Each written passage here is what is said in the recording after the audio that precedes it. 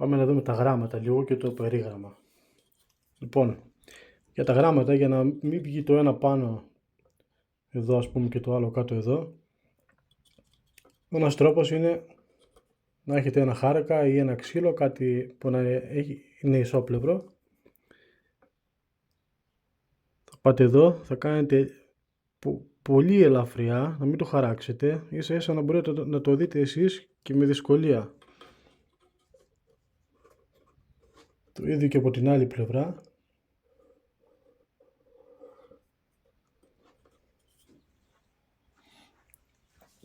Και γράφουμε τα γράμματα στο σωστό ύψος. Πάμε να τα γράψουμε κιόλας. Έχω βάλει εδώ λίγο χοντροκόκκινο. Αν θέλετε το κάνετε με σκέτο χοντροκόκκινο. Εγώ θα βάλω και λίγο κόκκινο από το έντονο που έχω, γιατί δεν θέλω να βγει τόσο σκούρο. Αυτό το κόκκινο δεν είναι και... Μπορεί να είναι έντονο σαν απόχρωση, αλλά δεν είναι πολύ δυνατό για να το αλλάξει εντελώς.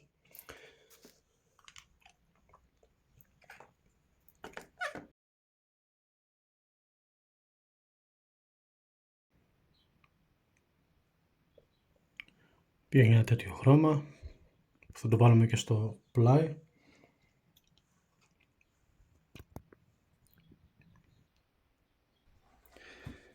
Τώρα, εάν το φόντο είναι με ακριλικό χρυσό ή με χρώμα και δεν είναι με φύλλα χρυσού ή ψευδό χρυσού, μπορείτε να βάλετε και ταινία αν θέλετε, εκεί που χαράξαμε. Δηλαδή μετράμε από πάνω μέχρι εδώ, ας πούμε, είναι 3,5 εκατοστά, 3 πόσο είναι, και μπορούμε να κολλήσουμε ταινία. Αυτό μην το κάνετε ποτέ όταν έχετε από κάτω φύλλο χρυσού. Θα το ξυλώσει. Και αν δεν το ξυλώσει όλο θα του κάνει ζημιά.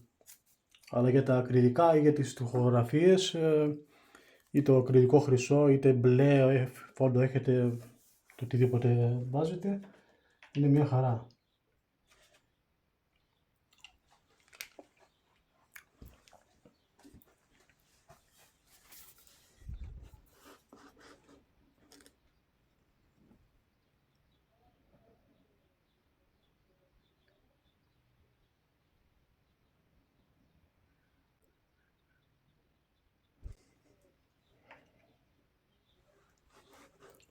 Στην περίπτωση που δεν γράφει το χρώμα σας πάνω στο χρυσό, βέβαια αν έχει μπει βερνίκι όπως είχαμε δει στα προηγούμενα βίντεο, γράφει με το πλεξτόλ πάνω.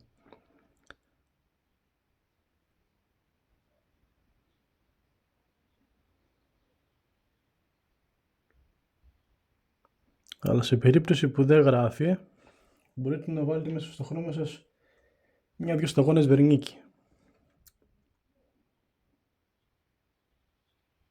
Ένας άλλος τρόπος για το χρυσό είναι ακόμα και το σάλιο. Να βάλετε λίγο σάλιο εκεί που θα γράψετε.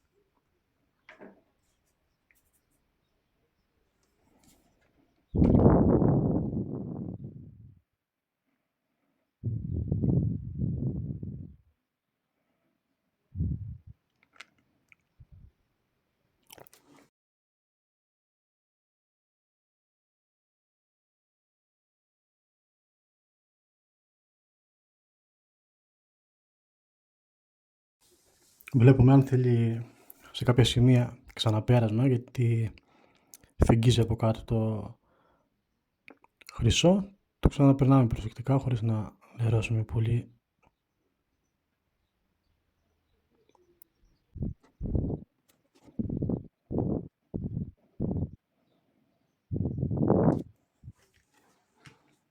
Και είναι έτοιμα τα γραμματά μας. Δεν είναι τίποτα, πολύ εύκολη διαδικασία είναι.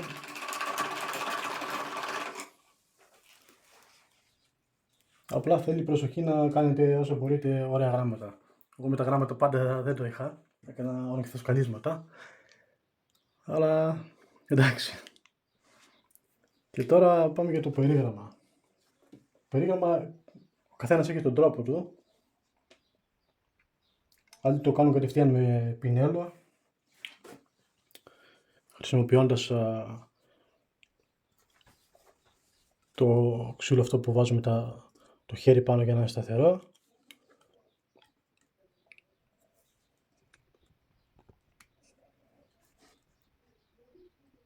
Βλέπουμε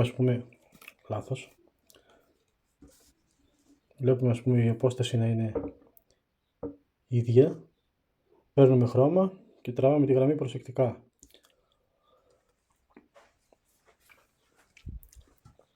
Άλλοι το κάνουν με γραμμοσύρτη. Δηλαδή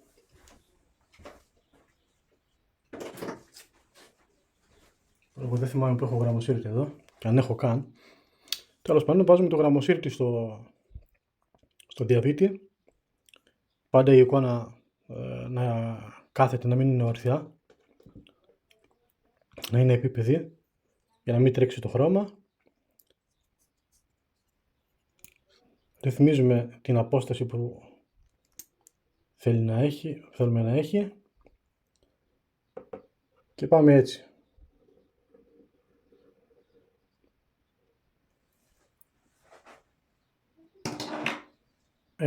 Εγώ το κάνω κάτι άλλο. Έχω αυτό το ξύλο.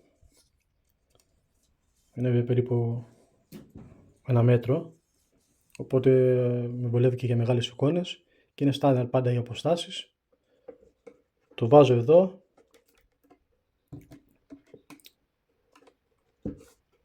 Να είναι πρόσωπο με το ξύλο της εικόνας. Μην κάνει δόντια εδώ. Παίρνω τη μύτη από το διαβήτη και το χαράζω. Αυτό συνήθως το κάνω στην αρχή της εικόνας. Σε αυτή δεν το έκανα.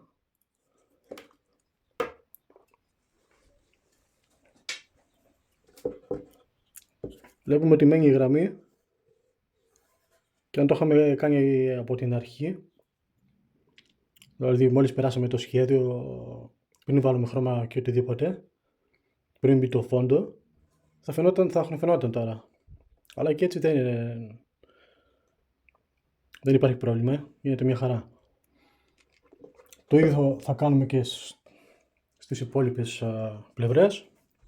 Το χαράζουμε και μετά θα το βάψουμε.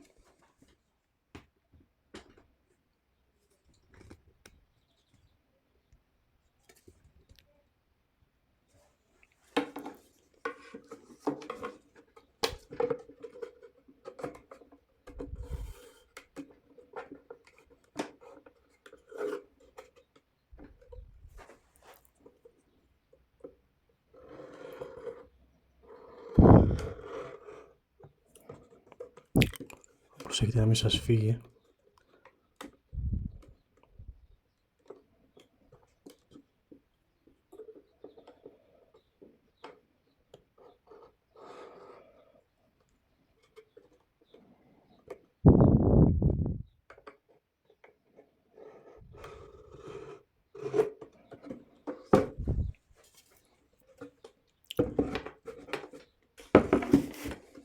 Το ίδιο και από την άλλη πλευρά.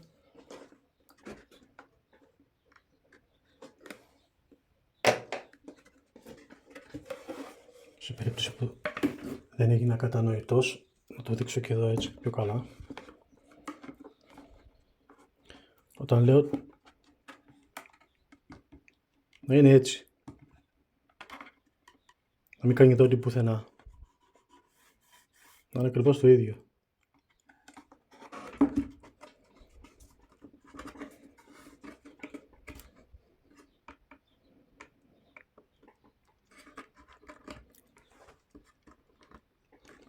Άλλοι το κάνουν και με κομμάτι σφουγγάρι.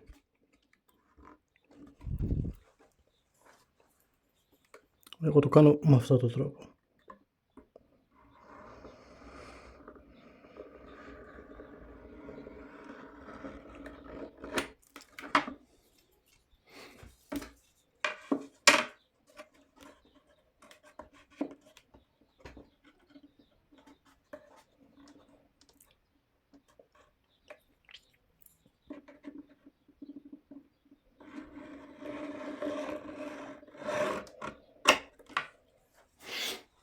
Και τέλειωσε το πλαίσιο, τώρα θέλει βάψιμο.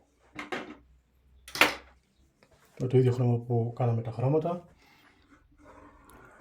Και θα έχουμε και οδηγό αυτή τη γραμμή, τις γραμμές δηλαδή που κάναμε, ώστε να μην φεύγει έξω.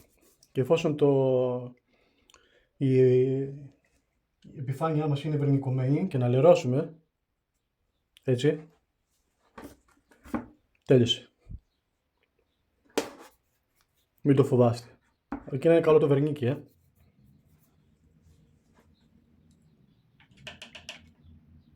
Και να μην αφήσετε να ξεραθεί. Άμα ξεραθεί, τέλειωσε.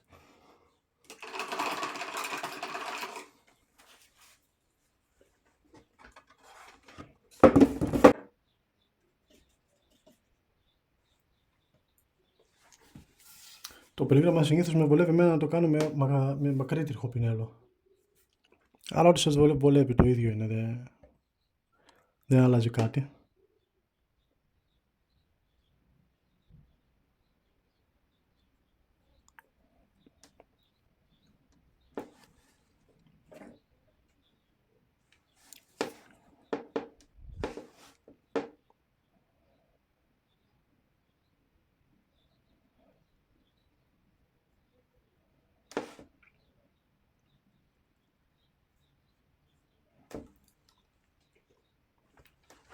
Και εδώ επειδή είναι, είπαμε, χρυσό από κάτω, έστω και ακριλικό, μπορεί να φεγγίζει, οπότε αν χρειαστεί το ξαναπερνάτε δεύτερο χέρι.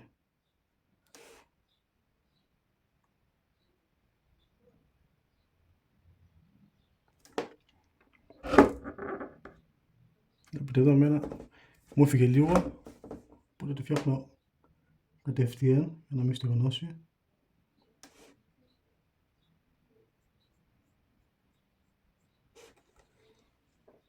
Βέβαια σε αυτό το ακριλικό χρυσό, το Aqualux που είπαμε, βέβαια αυτό είναι και βερνικωμένο, αλλά και βερνικωμένο να μην ήταν πάλι, είναι πολύ δυνατό λίγο, καθαρίζει ας πούμε, καθαρίζει εύκολα.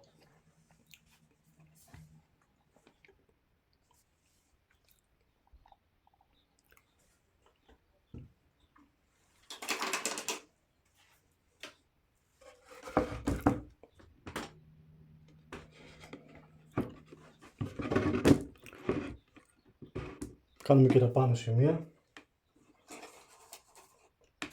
Για το πάνω σημείο πάρτε ένα πιο μεγάλο πινέλο, μην ταλαιπωρήσετε με μικρά.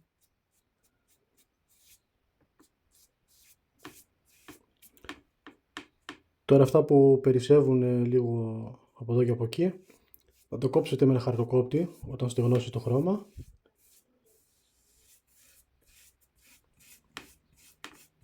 Και όπου χρειαστεί το ξαναπερνάτε.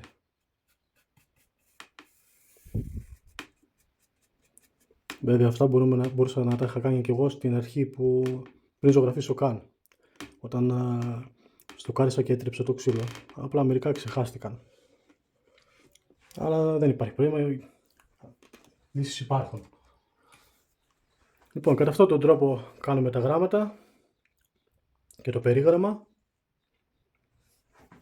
Το αφήνουμε να στεγνώσει και το περνάμε ένα τελικό βερνίκι στο τέλος. Και δόξα τω Θεώ. Έχει τελειώσει η εικόνα μας.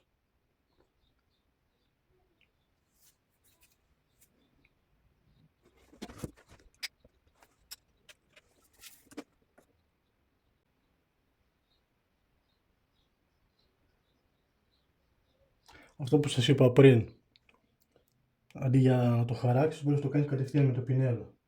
Απλά όταν το χαράξεις έχεις τον οδηγό. Ενώ με το πινέλο, χωρίς οδηγό, θα πρέπει να προσέχεις 10 φορές παραπάνω, να μην το στραβώσεις.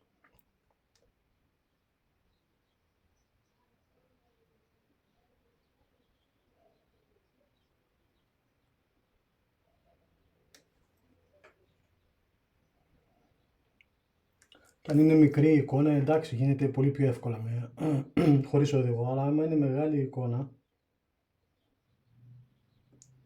το ρισκάρετε. Εγώ δεν θα ήθελα να το ρισκάρω. Και αν έχω και χρυσό αληθινό πάνω, να το λερώσω, να μην καθαρίζει μετά, ή όταν το καθαρίσω, να το καθαρίσω και να μ' αφήσει ζημιά από κάτω και να φαίνεται. Οπότε αυτό είναι μια ασφαλής λύση. Πάλι λερώσαμε λίγο. Εντάξει. Πάμε, καθαρίζει. Αν δεν το αφήσει να στεγνάσει, καθαρίζει εύκολα.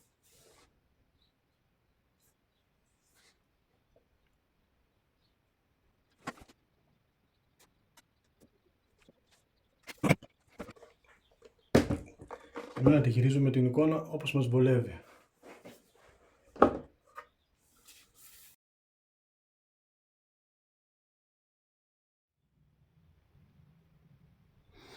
Αυτά που είπαμε πριν, ότι περισσεύει η κολοσιτούλα από το παγί που έχουμε βάλει από κάτω, το κόβουμε προσεκτικά.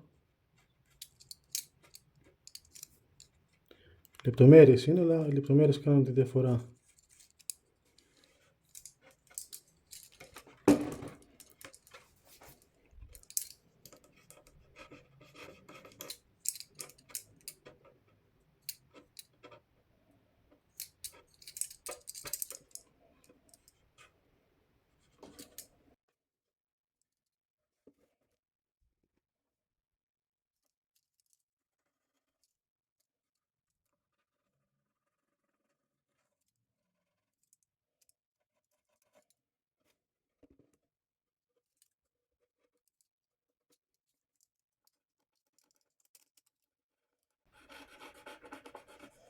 Το ξαναλέω, καλά είναι να το κάνεις στην αρχή, όχι στο τέλος. Μόλις στεγνώσει, είναι έτοιμη για βερνίκι, ένα τελευταίο βερνίκι όπως είπαμε, και τέλος, αυτό είναι.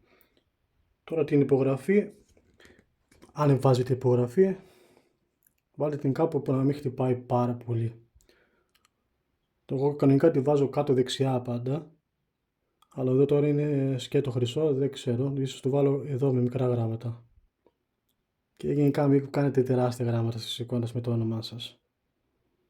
Ο Θεός ξέρει. Και αυτός που θέλει να δει ποιος την έφτιαξε θα πάει λίγο πιο κοντά και θα το διαβάσει. Χρειάζεται να κάνουμε ίδιο μέγεθος με το όνομα του Αγίου την υπογραφή μας. Αυτά από μένα. Τα λέμε στο επόμενο. Καλή επιτυχία. Γεια σας.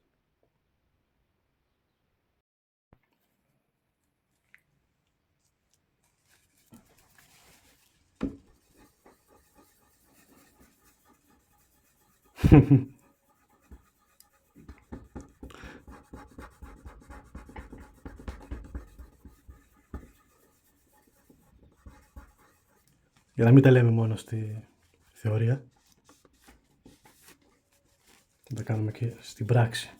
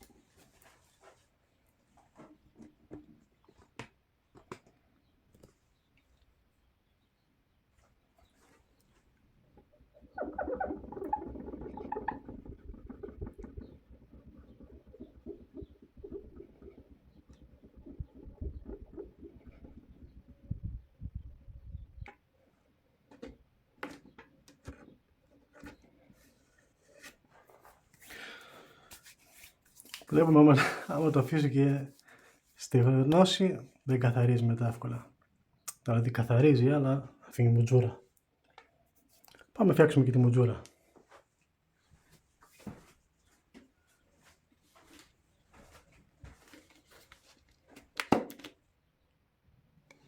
Επειδή τέτοια λάθη θα συναντήσετε πολλά,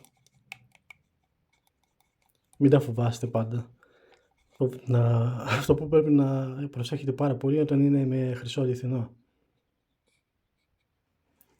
Όταν είναι με χρυσό αληθινό το πράγμα αλλάζει, γιατί μετά δεν φτιάχνεται αυτό, θέλει πέρασμα όλο. Γιατί αν τον μπαλώσεις θα φαίνεται το καινούργιο το φύλλο χρυσού, θα ξεχωρίζει σαν ξένο σώμα. Τώρα περνάω εγώ πάλι το Aqualux.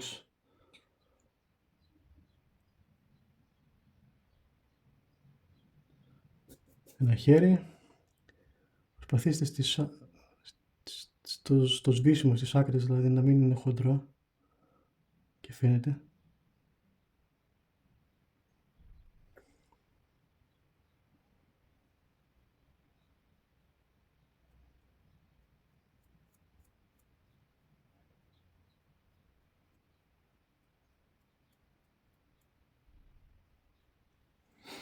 Καλά, προφανώς και αυτή η εικόνα δεν ήταν παραγγελία. Με τις παραγγελίες δεν παίζουμε. Αλλά ήταν μια καλή ευκαιρία να δούμε πώς φτιάχνουμε ένα λάθος.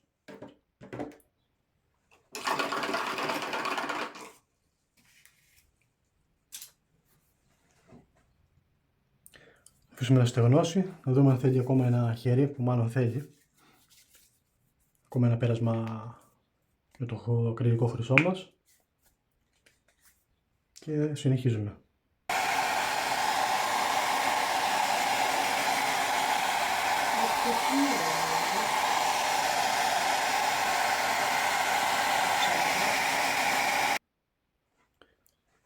Αφού στέλνωσε, βλέπω ότι θέλει κι άλλο χέρι. Δεν φαίνεται μπάλωμα πουθενά. Οπότε περνάμε όσα χέρια χρειαστεί. Και έτσι να τα αφήναμε και γράφαμε το όνομα το σωστό, δεν θα χανόταν, γιατί ήταν λίγο. Αλλά πάμε να το κάνουμε σωστά.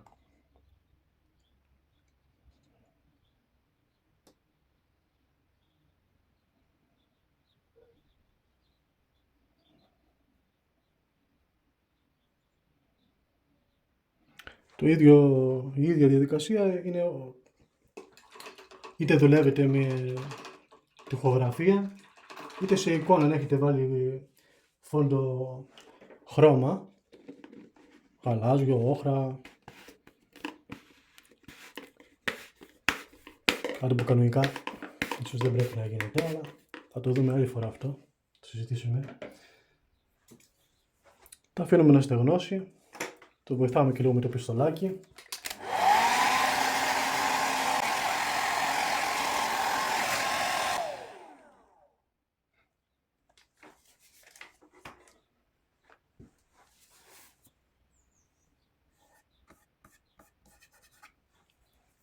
Okay. Ακόμα ένα χέρι να το περάσουμε, δεν πειράζει, εγώ δεν κρίνω ότι χρειάζεται.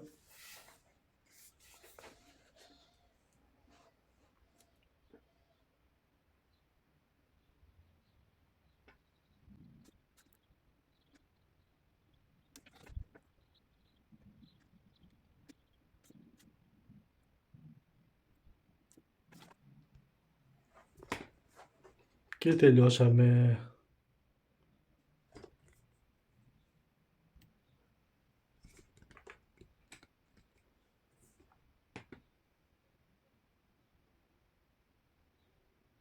Μικρό το κακό. Θα μπορούσε να ήταν και χειρότερα.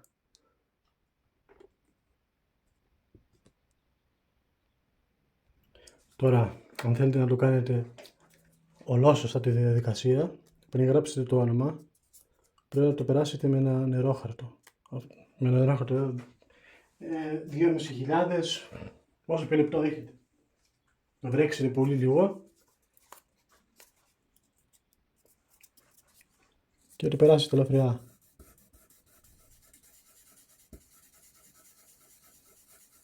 Ειδικά στις ενώσεις, το μέσα δεν φαίνεται. Απλά εκεί που ενώνει το νέο χέρι του χρυσού, το ακριλικό που περάσαμε.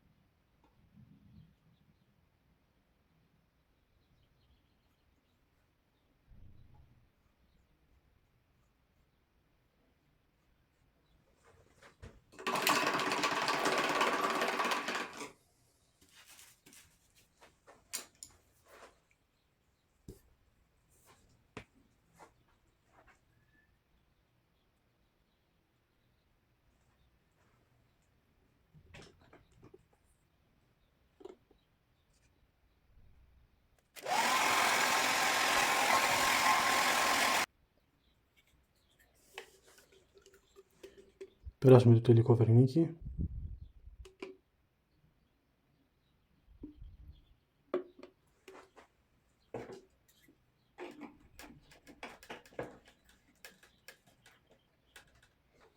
Αν το βερνίκι σας είναι πάρα πολύ πηχτό, μπορείτε να το αραιώσετε μέχρι ένα 5-10%.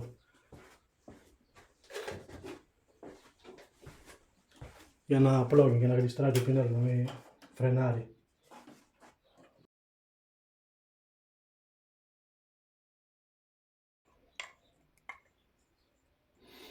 Το βερνίκι να μην το περνάτε ποτέ την εικόνα σας έτσι όπως την περνάω εγώ τώρα όρθια. Να το βάζετε σε ένα τραπέζι ή πάγκο ό,τι έχετε για να μην κάνει τρεξάλες.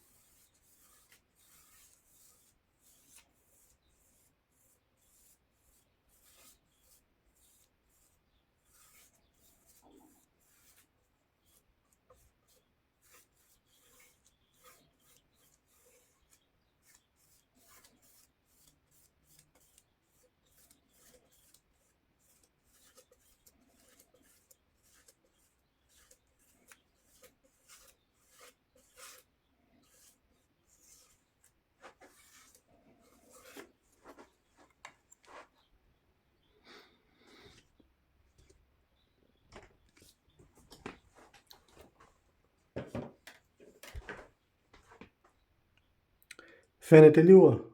Φαίνεται. Γιατί φαίνεται τόσο ότι ξεχωρίζει? Γιατί είναι ο προβολέας ακριβώς από πάνω.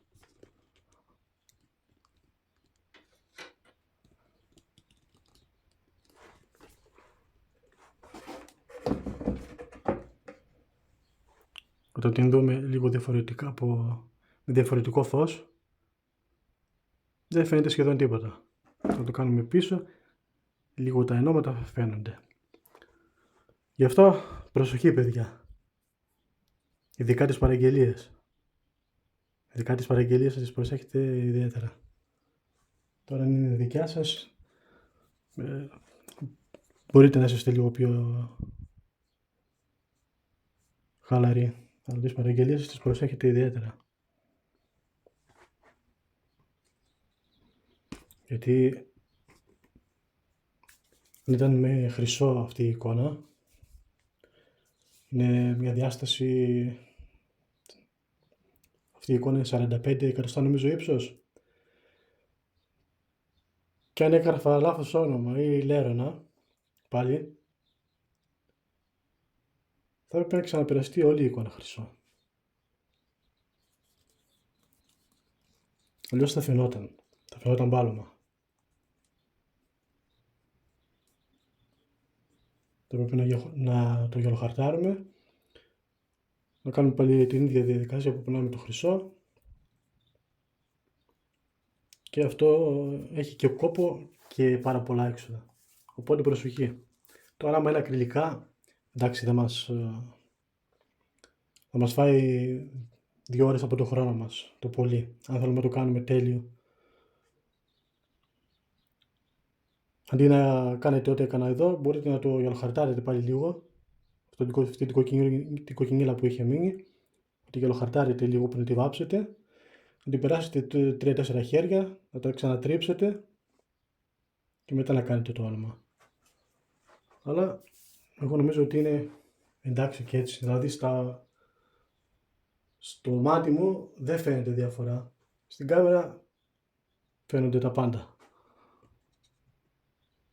Δυστυχώς ή ευτυχώς η κάμερα διαβάζει πολλά πράγματα που δεν διαβάζει το μάτι. Λοιπόν, αυτό ήταν το σημερινό βίντεο. Τι να μην κάνετε. Πώς να μην κάνετε το λάθος. Ή πώς να το φτιάξετε μετά. Ελπίζω να σας βοήθησε και όχι να σας άγχωσε. Αυτά. Τα λέμε στο επόμενο. Γεια σας.